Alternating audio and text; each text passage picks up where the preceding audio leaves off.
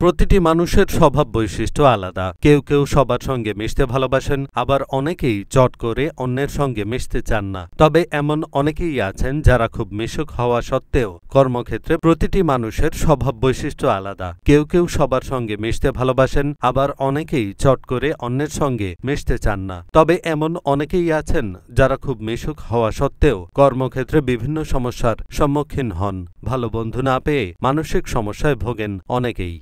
এক্ষেত্রে কর্মক্ষেত্রে একাকিত্ব ঘোচানোর জন্য ইতিবাচক থাকতে বেশ কিছু নিয়ম মানতে হয়। অফিসের বেশ কিছু লোক এমন হয় যে তাদের আশেপাশে কি ঘটছে তা তারা জানে না। একবার সিটে বসলে তারা আর উঠতে চায় না। তবে এই অভ্যাস একেবারেই ভালো না। কাজের ফাঁকে মাঝে মধ্যে উঠতে হবে, চা কফি খেতে হবে বা সহকর্মীর সঙ্গে কথা বলতে হবে। এতে মন মেজাজ ভালো থাকে। এছাড়া কর্মক্ষেত্রে কাউকে অপমান করা উচিত নয়। জুনিয়র হোক বা সিনিয়র হোক, সবাইকে সবসময় সম্মান করুন। এতে কখনোই কোনো সমস্যার মুখে পড়তে হবে না। তবে কর্মক্ষেত্রে বড় কোনো সমস্যা হলে অবশ্যই নিজের ম্যানেজারের সঙ্গে কথা বলতে হবে। খুব বেশি সমস্যার সম্মুখীন হতে হলে কখনোই মুখ বন্ধ করে রাখা উচিত নয়।